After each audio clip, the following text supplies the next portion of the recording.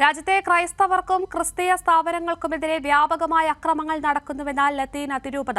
മതധ്രുവീകരണം രാജ്യത്തെ സൗഹാർദ്ദ അന്തരീക്ഷം തകർത്തുവെന്ന് തിരുവനന്തപുരം ലത്തീൻ അതിരൂപതയ്ക്ക് കീഴിലെ പള്ളികളിൽ സർക്കുലർ വായിച്ചു. രാജ്യത്തിന്റെയും സമാധാനത്തിന്റെയും ഐക്യത്തിനും വേണ്ടി ഉപവാസ പ്രാർത്ഥനാ ദിനം ആചരിക്കാനും സർക്കുലർ ആഹ്വാനം ചെയ്യുന്നു. മാർച്ച് 22-ന് ഉപവാസ പ്രാർത്ഥനാ ദിനം ആചരിക്കണമെന്നാണ് ആഹ്വാനം. നിർഭനുണ്ട് കൂടുതൽ വിശദാംശങ്ങളുമായി. നിർഭൻ, രാജ്യത്ത് പള്ളികളൊക്കെ തന്നെ വലിയ രീതിയിൽ ആക്രമണങ്ങൾ നേരിടുന്ന ഒരു സാഹചര്യമുണ്ട്. തെരഞ്ഞെടുപ്പ് അടുത്തിരിക്കുന്ന ഒരു സാഹചര്യമാണ്. ഈ ഒരു സമയത്ത് ലത്തീൻ അതിരൂപത ഇങ്ങനെ ഒരു സർക്കുലർ വായിക്കാനുള്ള ഒരു സാഹചര്യം എന്താണ്? സർക്കുലറിൽ പറയുന്ന കാര്യങ്ങൾ എന്തൊക്കെ?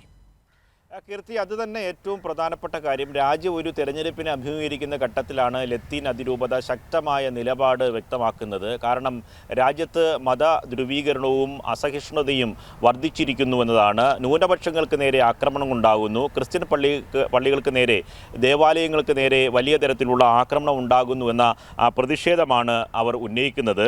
മൗലിക അവകാശങ്ങളും ന്യൂനപക്ഷ അവകാശങ്ങളും രാജ്യത്ത് ഹനിക്കപ്പെടുകയാണ്. മത ധ്രുവീകരണം രാജ്യത്തെ സൗഹാർദ്ദ അന്തരീക്ഷം തകർത്തിരിക്കുന്നു.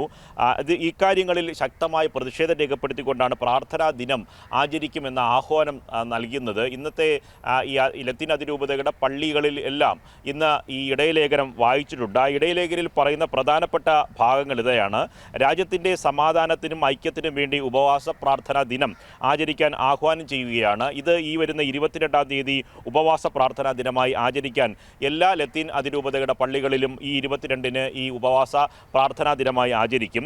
ഇന്ത്യൻ കത്തോലിക്ക സഭയുടെ പേരിലാണ് ഇത് ആഹ്വാനം വന്നിട്ടുള്ളത്. ഇന്ന് തിരുവനന്തപുരത്ത് അടക്കമുള്ള പള്ളികളിൽ ഇടയലേഖനം വായിച്ചു. അത് പ്രേക്ഷകർക്ക് ദൃശ്യമാകുന്നുണ്ട്. അല്പം മുമ്പ് നമ്മളത് പ്രക്ഷേപണം ചെയ്തു. തിരുവനന്തപുരത്ത് ലത്തീൻ പള്ളിയിൽ അത് ഇടയലേഖനം ബഹുമാന്യനായ പുരോഹിതൻ അത് വായിക്കുന്നതിൻ്റെ ദൃശ്യങ്ങളുണ്ട്. അത് വേണമെങ്കിൽ പ്രേക്ഷകർക്ക് വേണ്ടി നമുക്ക് ഒരിക്കൽ കൂടി കാണിക്കാവുന്നതാണ്. അതിൽ ആവർത്തിച്ച് അദ്ദേഹം പറയുന്നുണ്ട്, രാജ്യത്തെ മതനിരപേക്ഷത, പ്രത്യേകിച്ച് രാജ്യത്തിൻ്റെ ന്യൂനപക്ഷങ്ങൾക്ക് നേരെയുള്ള ആക്രമണം ശക്തമായി തുടരുന്നു എന്നതാണ്. ക്രൈസ്തവർക്കും ക്രിസ്തീയ സ്ഥാപനങ്ങൾക്കുമെതിരെ അക്രമങ്ങൾ പതിവ് സംഭവമായി മാറിയിരിക്കുന്നുവെന്ന് പറയുന്നുണ്ട്. കീർത്തി, ഇതാണ് ഏറ്റവും ഗൗരവതരമായ കാര്യം. ആ ഗൗരവതരമായ കാര്യം ഈ തെരഞ്ഞെടുപ്പിൻ്റെ ഒരു ഘട്ടത്തിൽ ലത്തീൻ സഭ മുന്നോട്ട് വയ്ക്കുന്നു എന്നതാണ്. ഒന്ന്, മണിപ്പൂരിൻ്റെ രാജ്യത്ത് നിലനിൽക്കുന്ന സാഹചര്യമുണ്ട്. ക്രിസ്ത്യൻ ദേവാലയങ്ങൾക്ക് നേരെ വലിയ ഏകപക്ഷീയമായ ആക്രമണങ്ങളുണ്ടായി. അതിൽ രാജ്യത്തെ ക്രിസ്ത്യൻ മതവിഭാഗങ്ങൾ വലിയ തരത്തിലുള്ള പ്രതിഷേധത്തിലാണ്. ഈ ഒരു ഘട്ടത്തിൽ രാജ്യത്ത് നിലനിൽക്കുന്നത് അസഹിഷ്ണുതയും സമാധാനക്കേടുമാണ്. ന്യൂനപക്ഷങ്ങൾക്ക് നേരെ വലിയ തരത്തിലുള്ള പ്രശ്നങ്ങളുണ്ടാകുന്നു. മതധ്രുവീകരണം രാജ്യത്ത് വലിയ തരത്തിലുള്ള പ്രശ്നങ്ങൾ ഉണ്ടാക്കുന്നു എന്ന് ഒരു ക്രിസ്ത്യൻ മത വിഭാഗം തന്നെ പരസ്യമായി പറയുന്നു. മാത്രമല്ല, അവർ ഈ വരുന്ന 22-ാം തീയതി പ്രാർത്ഥനാ ദിനമായി ആചരിക്കാനും തീരുമാനിച്ചിരിക്കുന്നു എന്നതാണ്. അതുകൊണ്ട് സ്വാഭാവികമായി തെരഞ്ഞെടുപ്പ് ഘട്ടത്തിൽ BJPയും കേന്ദ്ര സർക്കാരും ഇക്കാര്യത്തിൽ മറുപടി പറയേണ്ടി വരും. അതിനോട് ചേർത്ത് വായിക്കേണ്ടത് ഈ രാജ്യത്ത് നിലനിൽക്കുന്ന ഈ പറയുന്ന പ്രധാനപ്പെട്ട പ്രാണപ്രതിഷ്ഠയുമായി ബന്ധപ്പെട്ട പ്രശ്നങ്ങൾ, ഒപ്പം തന്നെ പ്രധാനമന്ത്രി തന്നെ ഈ മതപുരോഹിതനായി ഈ പ്രാണപ്രതിഷ്ഠയ്ക്ക് നേതൃത്വം നൽകുന്നു. ഇന്ത്യ എന്ന് പറയുന്ന മതേതര ജനാധിപത്യ സങ്കല്പങ്ങൾക്ക് തന്നെ വലിയ തരത്തിലുള്ള വിള്ളൽ വരുന്നു. ഈ ഒരു ഘട്ടത്തിൽ രാജ്യം വീണ്ടും ഒരു തെരഞ്ഞെടുപ്പിലേക്ക് നേരിടുമ്പോൾ എന്ത് സമീപനമാണ് സ്വീകരിക്കേണ്ടത് എന്ന തരത്തിലുള്ള ഒരു സന്ദേശം കൂടിയുണ്ട്.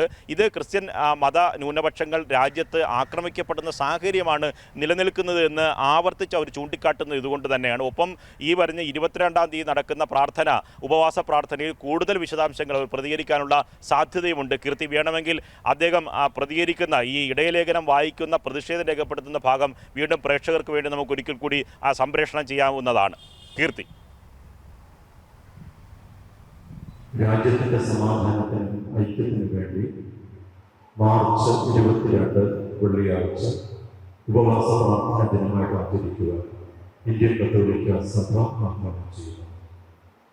മതധ്രുവീകരണം നമ്മുടെ രാജ്യത്ത് സാമൂഹിക സൗഹാർദ്ദത്തെ തകർക്കുകയും ജനാധിപത്യത്തെ തന്നെ അപകടത്തിലാക്കുകയും സാഹചര്യമാണ് ഉള്ളത്. കൂടാതെ വിഭജന മനോഭാവങ്ങളും ഉദ്ദേശ പ്രസംഗങ്ങളും മതമൗലിക പ്രസ്ഥാനങ്ങളും രാജ്യത്തിൻ്റെയും ഭരണഘടനയുടെയും വികസന ധാർമ്മികതയെ തകർക്കുകയാണ്. ഭരണഘടന ഉറപ്പു നൽകുന്ന മൗലിക അവകാശങ്ങളും ന്യൂനപക്ഷ അവകാശങ്ങളും ഹനിക്കപ്പെടുകയും ക്രൈസ്തവർക്കും ക്രിസ്തീയ സ്ഥാപനങ്ങൾക്ക് നേരെ ആക്രമണങ്ങളും ഭീഷണിയും പതിവ് സംഭവമായി മാറിയിരിക്കുകയും ചെയ്യുകയാണ്. 2014 ക്രൈസ്തവർക്ക് നേരെ 147 അക്രമ സംഭവങ്ങൾ റിപ്പോർട്ട് ചെയ്തെങ്കിൽ 2023 ക്രൈസ്തവ വിരുദ്ധ ആക്രമണങ്ങൾ 687 മാറി. ഈ പശ്ചാത്തലത്തിൽ മാർച്ച് 22 അതിരൂപതയിലും ഉപവാസ പ്രാർത്ഥന ദിനം ആചരിക്കുവാൻ ഏവരെയും ആഹ്വാനിച്ചു. നിർഭൻ തുടരുന്നുണ്ട്. നിർഭൻ, ക്രിസ്ത്യൻ വോട്ടുകളൊക്കെ തങ്ങളുടെ പക്കലാക്കാനുള്ള ശ്രമങ്ങൾ BJP നടത്തുമ്പോൾ ലത്തീൻ അതിരൂപത നിലപാട് വ്യക്തമാക്കുകയാണ്. നേരത്തെ സൂചിപ്പിച്ചതുപോലെ മണിപ്പൂർ വിഷയത്തിൽ ഇതുവരെയും കേന്ദ്രം മൗനം വെടിഞ്ഞിട്ടില്ല. അതുപോലെ തന്നെ നിരവധി ക്രിസ്ത്യൻ പള്ളികൾ ഈ ഒരു സമയം കൊണ്ട് തന്നെ ആക്രമിക്കപ്പെട്ടിരിക്കുന്നു. ഇതൊക്കെ മനസ്സിലാക്കിക്കൊണ്ടാണ് ഇത്തരമൊരു സർക്കുലർ വായിച്ചതും 22-ാം തീയതി പ്രാർത്ഥനാ ദിനമായി ആചരിക്കാനൊക്കെ തീരുമാനിക്കുന്നത്. നേരത്തെ പറഞ്ഞതുപോലെ തെരഞ്ഞെടുപ്പ് അടുത്തിരിക്കുന്ന ഒരു സാഹചര്യം, ഇതൊക്കെ തെരഞ്ഞെടുപ്പിനെ കാര്യമായി തന്നെ ബാധിക്കില്ലേ? BJPക്ക് ഇത് ഒരു തെരഞ്ഞെടുപ്പിൽ തിരിച്ചടിയായി തന്നെ മാറില്ലേ?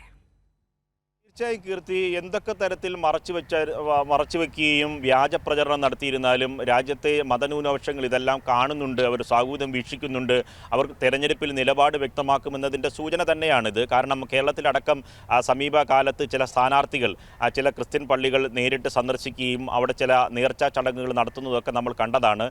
ഈ പുരോഹിതന്മാരെ നേരിട്ട് പോയി കാണുന്നു, സ്ഥാനാർത്ഥികൾ ഷാൾ അണിയിക്കുന്നു, പുരോഹിതന്മാരോടൊപ്പം ഇരുന്നുള്ള ചിത്രമെടുക്കുന്നു, വിരുന്നിന് പ്രധാനമന്ത്രി ക്രിസ്ത്യൻ പുരോഹിതന്മാർ ന്യൂനപക്ഷ നേതാക്കളെ ക്ഷണിക്കുന്നു. ഇത്തരത്തിലുള്ള തെരഞ്ഞെടുപ്പിൻ്റെ മറയാക്കി വലിയ തരത്തിലുള്ള ഇമേജ് ഉണ്ടാക്കാൻ, ചില ബിംബങ്ങൾ സൃഷ്ടിക്കാനുള്ള ശ്രമം രാജ്യത്ത് കേന്ദ്ര സർക്കാരും ഒപ്പം തന്നെ മോദി സർക്കാർ ശ്രമിച്ചിരുന്നു. മോദിയാണ് ഇതിന് നേരിട്ട് നേതൃത്വം നൽകിയത്. കേരളത്തിലാണെങ്കിൽ ചില സ്ഥാനാർത്ഥികൾ നേരിട്ടെത്തി ചില നേർച്ച ചടങ്ങുകൾ നടത്തുന്നതും അതിൻ്റെ ദൃശ്യങ്ങളും അത് പിന്നെ വിവാദമാകുന്നതും, ഈ നേർച്ച ചടങ്ങിൽ കൊടുത്ത സാധനം മൂല്യമുള്ളതാണോ എന്ന തരത്തിലുള്ള ചർച്ചകളൊക്കെ നടക്കുന്നുണ്ട്. അതിലൊക്കെ തന്നെ ഈ നേതാക്കളുടെ BJP നേതാക്കളുടെ കപട സ്നേഹമൊക്കെ തന്നെ പുറത്തു വരുന്നൊരു ഘട്ടമുണ്ട്. ഇതുകൂടിയൊക്കെ മനസ്സിലാക്കുന്നുണ്ട് രാജ്യത്തെ ന്യൂനപക്ഷങ്ങൾ. ഇതിൻ്റെ കൂടിയൊക്കെ തെളിവാണ് നിങ്ങൾ ഏതൊക്കെ തരത്തിൽ അഭിനയം നടത്തിയിരുന്നാലും മണിപ്പൂർ മറക്കാൻ കഴിയില്ല എന്ന തരത്തിലുള്ള സന്ദേശം തന്നെയാണ് ലത്തീൻ സഭ മുന്നോട്ട് വയ്ക്കുന്നത്. അതുകൊണ്ട് വരും ദിവസങ്ങളിൽ ഇതിൻ്റെ ചലനങ്ങൾ ഉണ്ടാകും. ഏത് തരത്തിലുള്ള അഭിനയങ്ങൾ കാഴ്ചവെച്ചിരുന്നാലും ജനങ്ങൾ ഇത്തരം കാര്യങ്ങൾ കാണുന്നുണ്ട് എന്ന് തന്നെയാണ് ഈ പറഞ്ഞ ലത്തീൻ സഭയുടെ ഇടയലേഖനത്തിൽ നിന്ന് നാം വായിച്ചെടുക്കേണ്ടത്. കീർത്തി, നിർഭൻ, ഇത് BJPക്ക് മറ്റൊരു പാഠം കൂടിയായി മാറുകയില്ലേ? ഇപ്പോൾ ഈ തെരഞ്ഞെടുപ്പ് പ്രഖ്യാപിച്ചതിന് പിന്നാലെ പ്രധാനമന്ത്രി നരേന്ദ്രമോദി തുടർച്ചയായി കേരളം സന്ദർശിക്കുന്ന ഒരു സ്ഥിതിയുണ്ട്. ഇനി അടുത്ത ദിവസങ്ങളിലൊക്കെ തന്നെ അദ്ദേഹം കേരളത്തിൽ വീണ്ടും വരുന്നുണ്ട്. ഇതിപ്പോൾ ഈ ന്യൂനപക്ഷങ്ങൾ നേരിടുന്ന ഇത്തരം പ്രശ്നങ്ങൾ കൂടാതെ മറ്റു പല പ്രശ്നങ്ങളും ഇത്തരം കപട സ്നേഹങ്ങൾ കാണിച്ചാലും അതൊക്കെ ജനങ്ങൾ തിരിച്ചറിയുമെന്ന് തന്നെയല്ലേ മനസ്സിലാക്കേണ്ടത്? അതിപ്പോൾ എത്ര തവണ കേരളം സന്ദർശിച്ചാലും ഇവിടെ എന്തൊക്കെ തരത്തിലുള്ള വാഗ്ദാനങ്ങൾ നൽകിയാലും അതുതന്നെയാണ് കീർത്തി ഞാൻ നേരത്തെ വിശദീകരിച്ചത്. അതുതന്നെയാണ് കീർത്തി വീണ്ടും ചോദ്യമായി ചോദിച്ചതും. ഏറ്റവും പ്രധാനപ്പെട്ട കാര്യം, നമ്മുടെ സംസ്ഥാനം, പ്രത്യേകിച്ച് കേരളത്തിലെ ജനങ്ങൾ ഇത്തരം കാര്യങ്ങൾ വിലയിരുത്തുന്നുണ്ട്. മറ്റ് ഉത്തരേന്ത്യൻ സംസ്ഥാനങ്ങളിൽ കാണിക്കുന്നത് പോലെ ഈ കപടമായിട്ടുള്ള ബിംബങ്ങളിൽ അടിപതറുന്ന ജനതയല്ല കേരളത്തിലുള്ളത്. കേരളത്തിലെ ജനങ്ങൾക്ക് എന്തുകൊണ്ടാണ് ഇത്തരം വിഷയങ്ങളിൽ വർഗീയത, പ്രത്യേകിച്ച് BJP പോലെയുള്ള വർഗീയ പ്രസ്ഥാനങ്ങൾ കേരളത്തിലേക്ക് കടന്നു കയറാതിരിക്കുന്നത് എന്നുള്ള ഏറ്റവും വലിയ തെളിവ് എന്ന് പറയുന്നത് നമ്മുടെ സംസ്ഥാനത്ത് നിലനിൽക്കുന്ന ജനാധിപത്യ മതേതര നിലപാട് തന്നെയാണ്.